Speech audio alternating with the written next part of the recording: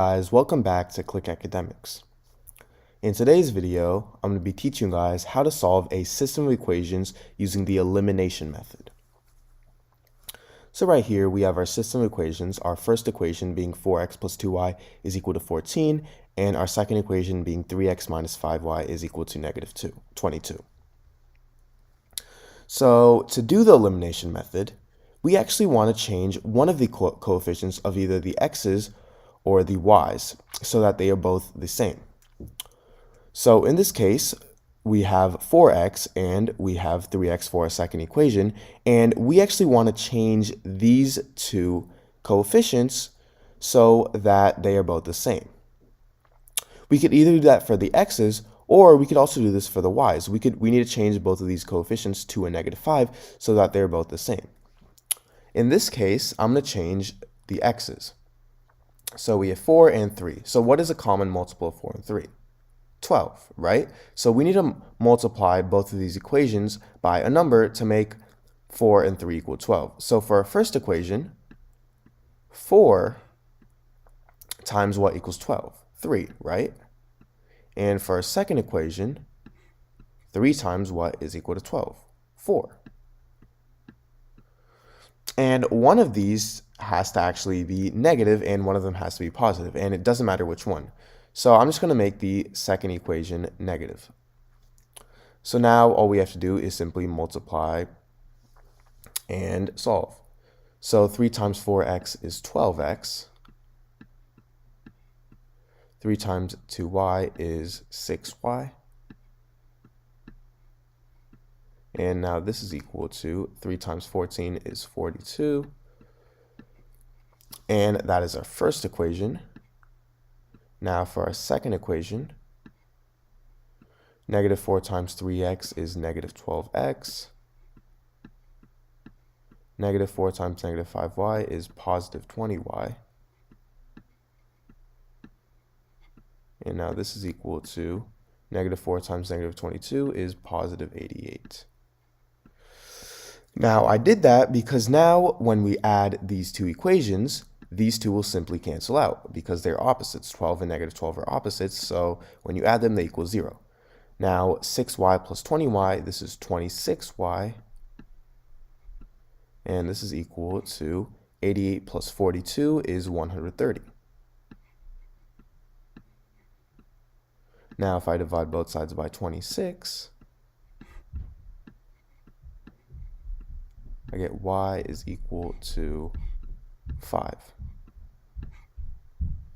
Now, we are not done yet. Although we have our value for y, we also need to find our value for x. So now all we have to do is plug in 5 in one of these two equations. I'll do it for the first one. So we have 12x plus 6 times 5. We're substituting 5 for y is equal to 42. Now, 6 times 5 is 30, so we have 12x plus 30 is equal to 42, meaning x has to be 1, because 12 plus 30 equals 42, so x is equal to 1. Now, we can plug in these two values in our second equation to check if they are right. So we have negative 12 times x is 1 plus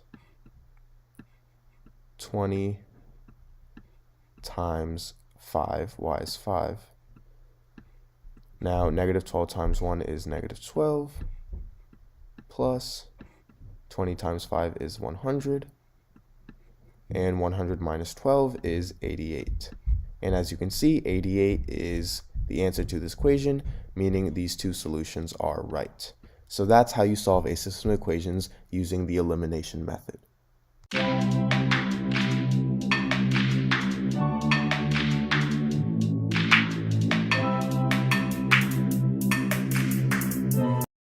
Hey guys, welcome back to Click Academics.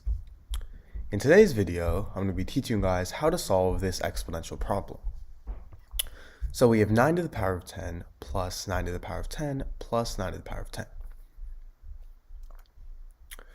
Now, if we have something in the form a to the power of m to the power of n, this can be written as a to the power of m times n.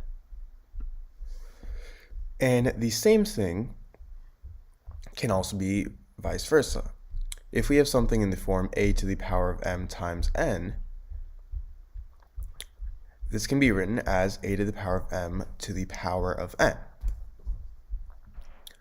So right here we have 9, and 9, this is equal to 3 squared, right? 9 is equal to 3 squared. So I'm going to first replace all our 9's here with 3 squared. So we have 3 squared to the power of 10 plus, again, 3 squared to the power of 10 plus 3 squared to the power of 10. And now, as you can see, all three of our terms are in the form a to the power of m to the power of n, and remember that is equal to a to the power of m times n. So this would equal 3 to the power of 2 times 10, and the same goes for the other two.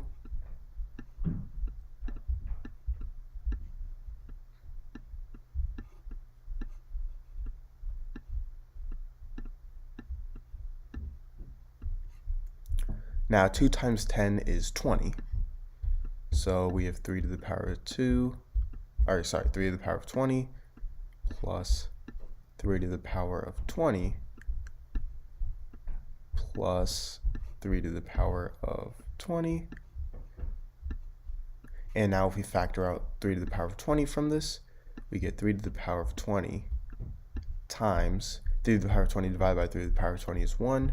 And same goes for the other two. So now we have 3 to the power of 20 times 1 plus 1 plus 1, and 1 plus 1 plus 1 is 3. So now we have 3 to the power of 20 times 3. And let's say we have a to the power of m times a to the power of n. This is going to be a to the power of m plus n. So 3 to the power of 20 times 3, well, 3 is the same thing as 3 to the power of 1. So this would be 3 to the power of 20 plus 1, which is 3 to the power of 21. So this is our answer.